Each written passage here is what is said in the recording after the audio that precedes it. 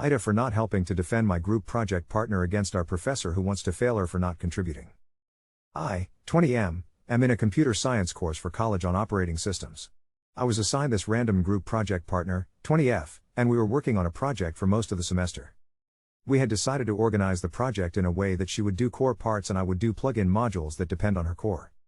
However, since she did her parts in a convoluted way, it was hard for me to understand it, and when I couldn't get it to work she had to do them as well. We got into an argument and she claimed it wasn't convoluted.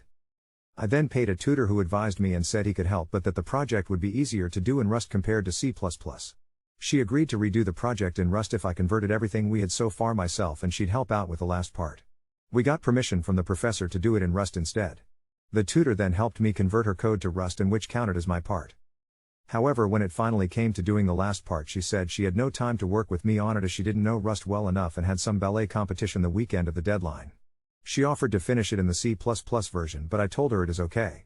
I then got it done with the help of the tutor and submitted the project. Since the Rust code was all written by me in the statement of contribution, I had to state that I did all the code and she contributed to the design process and report. However, the professor took that as her not contributing as only the code is actually graded and decided to give her a 0 on the project, which would lead to her failing the class as it is 70% of the grade. She now wants me to come talk to the professor with her and is upset at me for refusing. The way I see it, it is not really my problem and I don't want to face any trouble, and she did already tell the professor that she had done the older C++ code we didn't submit. AITA here? She's pretty upset at me and seems to blame me when it is the prof's decision.